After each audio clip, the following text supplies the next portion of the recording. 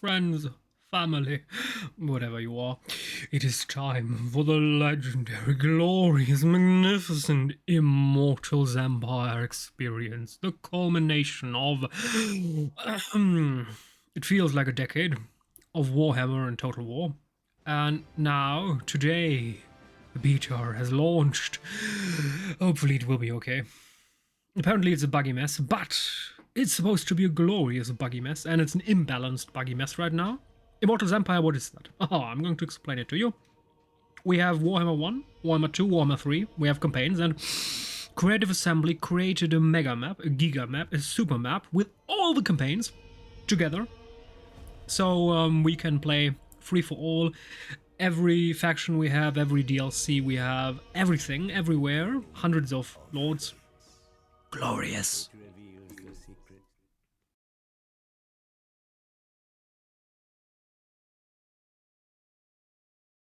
Most would think me fortunate. Yes. Update 2.0 is now live, and we have new champions. I, of course, bought that DLC. I know Creative Assembly doesn't necessarily deserve the money right now. They released a buggy game, and it took them a month to make a roadmap. And now, half a year after the game is launched, we are nearing a beta state. I mean, the heck? Still, the game has no equal. That's the problem. Which means that even though the game isn't in great shape, it's still the best we have. Continue campaign, yes. No. Campaign. New. Immortal Empire. Oh my goodness. Oh my goodness, is it Karl Franz? That is Karl Franz.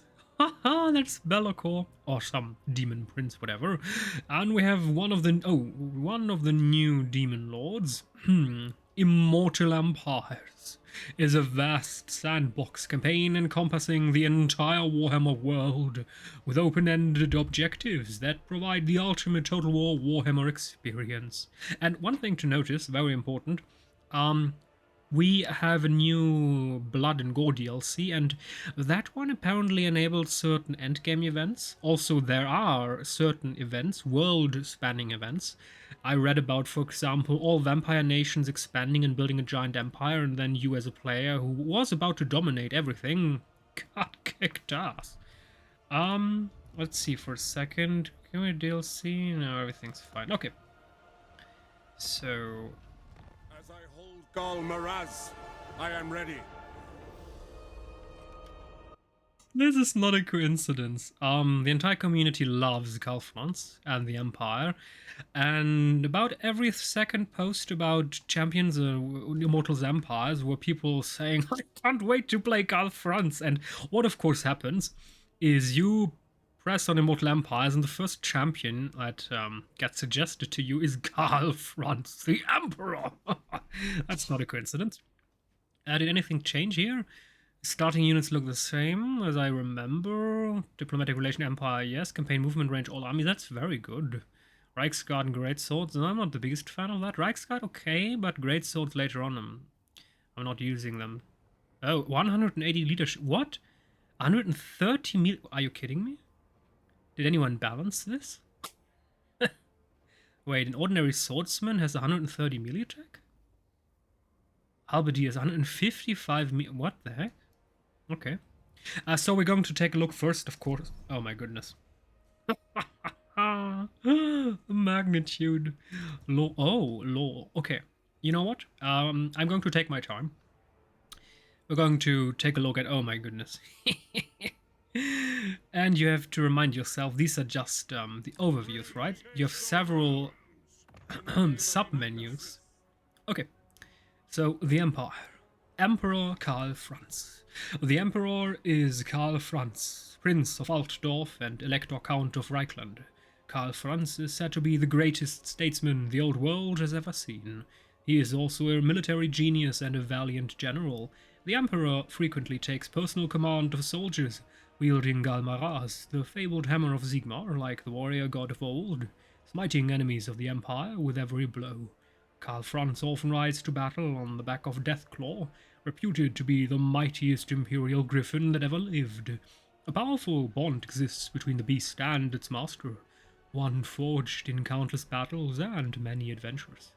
During the Battle of Blood Keep, Deathclaw stood over the prone form of the wounded Emperor for 3 hours, slaying any who came near, until the Reichsguard could hack a path to their fallen lord.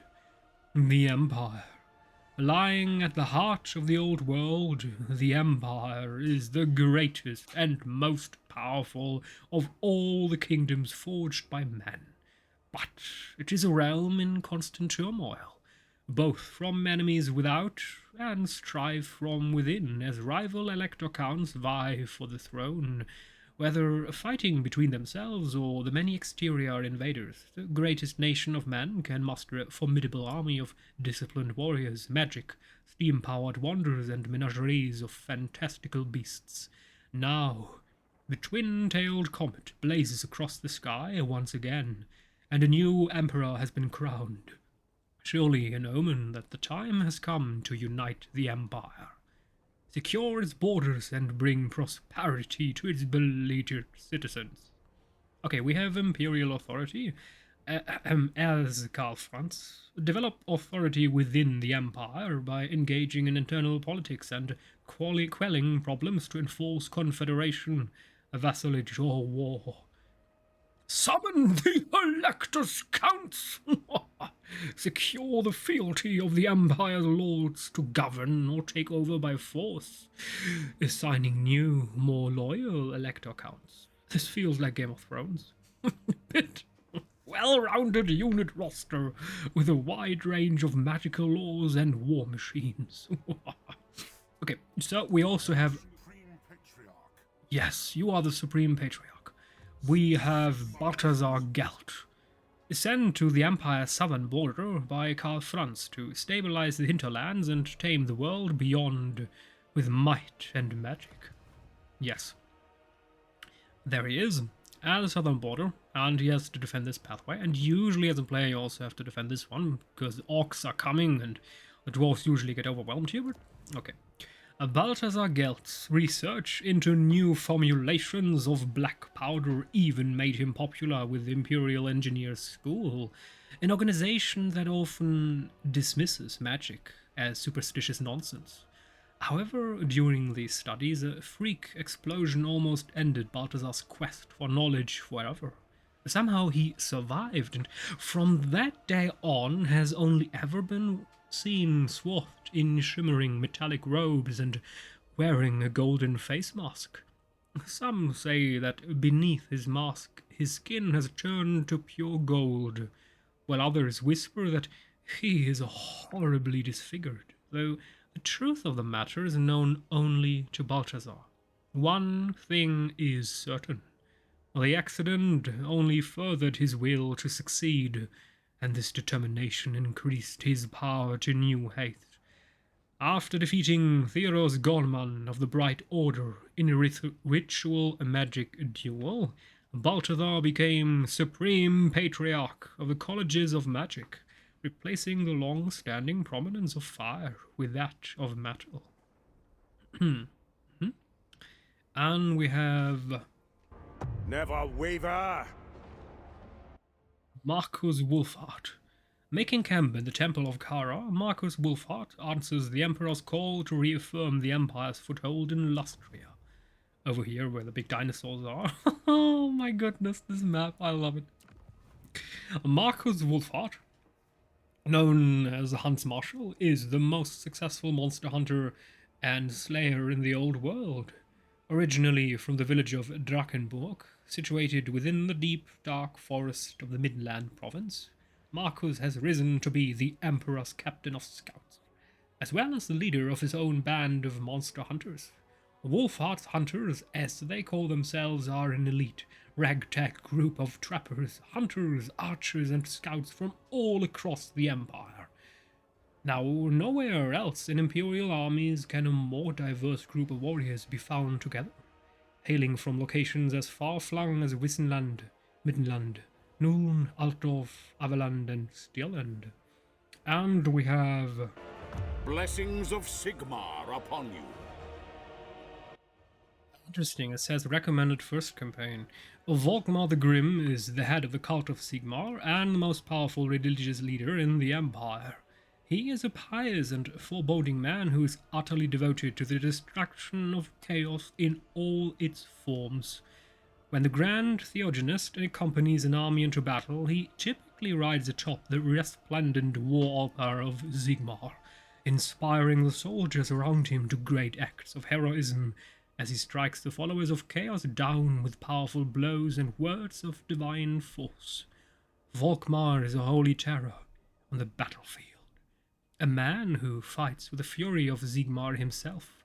It is said that Volkmar's soul was forged of steel, and he fights the malign influence of chaos with every fibre of his being. Volkmar's zeal has taken him to Suddenburg, the very border of the great desert of Araby. Wait, what? Where is he? Oh, seriously? Oh, interesting. That's very interesting. That's very, very interesting. So, Empire here, here, here, here. That's interesting. That's very interesting.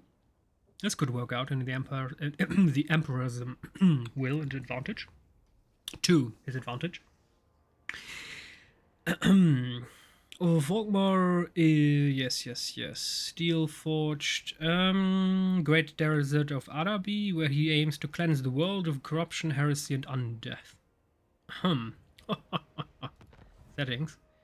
Campaign with significantly blah, blah, blah. Of course, we're going to play very hard. I'm tempted, honestly, to play on legendary, but I don't like legendary since we can't do manual saves. And we can't pause in battle. Imagine I'm in a battle, and then someone knocks at my door, or, I don't know, someone calls me on my phone. It's just, when I'm playing a single-player game, I need to pause, because even if it's not game-related, you are still human, and humans sometimes need to stop playing. Okay. Very hard. Sea lanes. Sea lanes allow faster travel between certain sea locations and oceans at opposite edges of the map. Only player-controlled factions can make use of sea lanes. Oh, that's a cool quality of life thing. Endgame scenarios. When checked, any one of the selected endgame scenarios listed below could trigger. At least one scenario must be selected for an endgame to... Oh. Endgame difficult. Okay. Early warning timer. How many turns you have to prepare for the endgame once the warning event is triggered? 15, please. You know what? 20. Trigger on turn timer. When checked, one of the selected endgame scenarios will begin with a turn timer range. If both the turn timer range and long victory options are unchecked, scenarios will not trigger. Ah. Turn timer range. Yeah, let's go with 200 to 200, 255 and 200. That's acceptable. Okay. The black oh, interesting. Oh, that's cool. When checked, one of the selected endgame scenarios will begin after completing the long victory. So even if you believe that you won the game says, this is merely the beginning. So we have the Black Pyramid. When checked, we have a grudge to... Oh my goodness, the dwarfs. The biggest war. Oh my goodness, orcs. The wild hunt. Well, elves who gives a care. And vampiric ascension. Battle. Realism mode. That Vader and no. Saving. Incremental autosaves. Yes, but 10 please. Autosave to cloud. Yes. Okay, perfect. But we still have to choose which kind of character we're going to choose. And as you can see, we have 2, 4, 6, 8, 10, 20, 23 factions, and each faction has several heroes. Fey Enchanter. I mean, we already played Demons of Chaos. We played Crom. Warriors of Chaos. That's very interesting. I definitely want to play Village the Curseling, Azazel. Apparently he wants to sexually subjugate everyone. I'm not sure. We have Festus the Leech Lord. We have Valkia the Bloody. Skulls. I am the sickness and the cure. You know what? We're going to read that. I'm not going to read all of them. Otherwise, we're going to spend 5 episodes here. So I'm going to dive through into the Empire. Oh, interesting. It tells you we first recommend. Ah, okay. So Grand Cathay is still recommended. Interestingly enough, when Warhammer 3 launched, they wanted you to play, they said Kislev is a great first campaign, but Kislev is a terrible first campaign. You're surrounded by enemies and you instantly get smashed. Same as our friend the Demon Prince. He's also not very noob friendly. So they changed that after overwhelming feedback to Meowing, which makes sense. Okay, so I love playing High Elves, but of course we're going to start with the Empire, and we're going to read, I'm not sure, we're going to read Warriors of Chaos also, and Ogre Kingdoms. I always wanted to play Ogre Kingdoms anyway, so we're going to play Empire, but now we're going to read Warriors of Chaos, and even though I would love to play the Lizardmen, of course. Darn it. Darn it. He is a tank. He's ridiculously powerful. He reminds me a bit of Taurox. He's one-man army. Ridiculously powerful one-man army. Okay. Warriors of Chaos. Chaos warriors are mortals who have left their natural way of life and chosen to dedicate themselves to a chaos god in order to gain their favor with the ultimate goal of demonhood and eternal life. They are the chosen servants of chaos who live for nothing more than spreading terror and death to those weaker than themselves, gathering about them northern tribes of vicious marauders, desperate to despoil the lands of milk and honey to the south.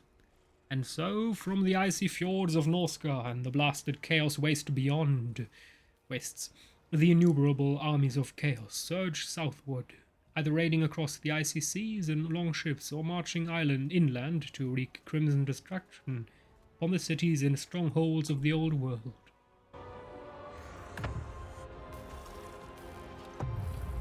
The attention's all on me.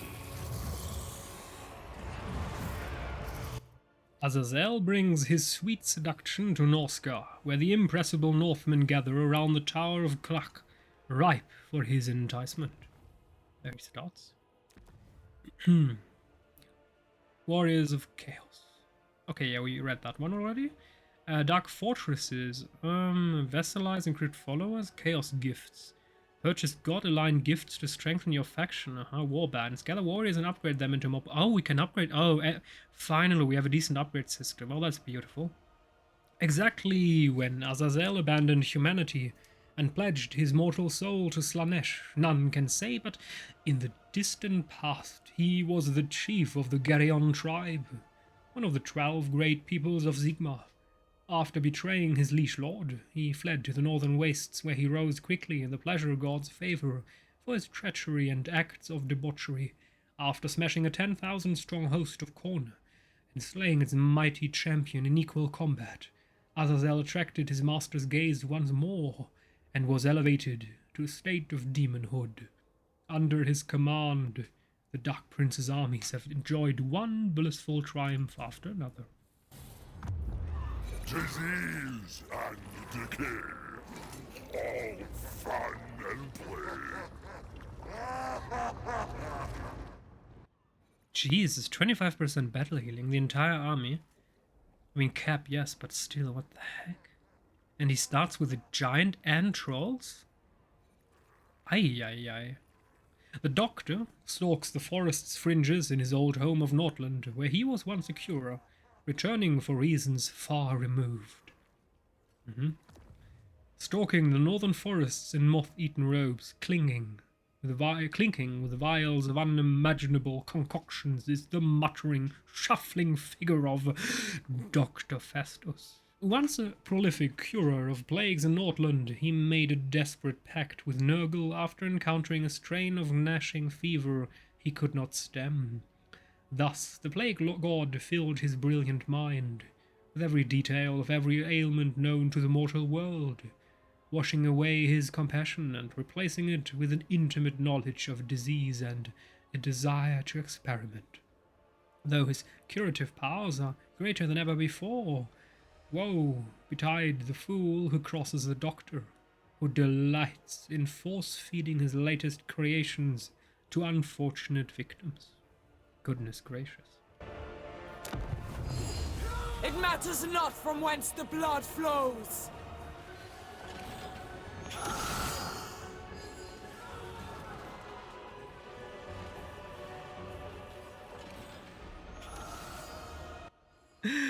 Valkyr emerges from the frigid wasteland of Nagalos' northern extremes to sate the blood god's thirst for slaughter and elven souls.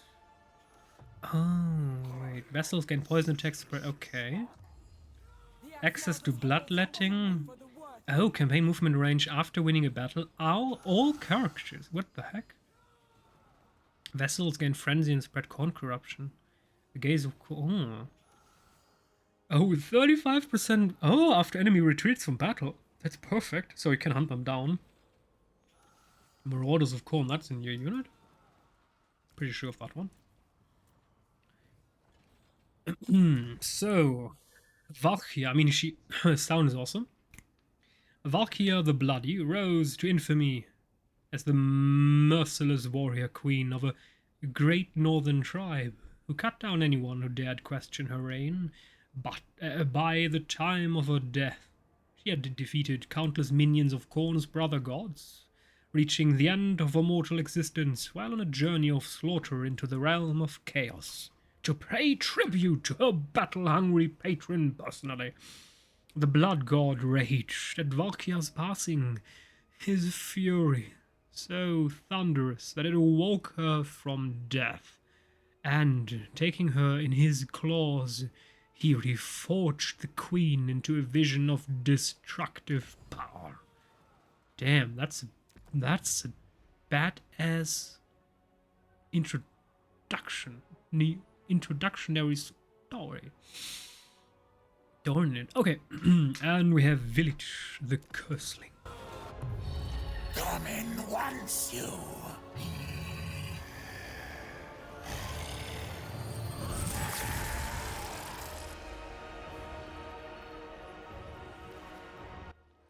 Whoa, vessels gain barrier. I mean, we saw barrier hit points, of course. Whoa. Whoa, that replenishes in battle. Definitely. 9,000 hit points. The heck? Darn it. Steal of the experience earned by other lords. The Twisted Twin. Okay. Well, hello there. Okay. A village prepares to assail Cathay's Red Fortress outpost as part... Oh, wait. I know what we missed. Oh, he starts... Oh, my goodness. That's pretty close to the Empire. Okay, so she's far away with the Dark Elves. I don't care.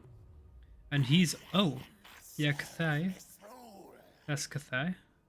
Darn it. Okay. From the time of his birth... Wait. As part of the teen schemes...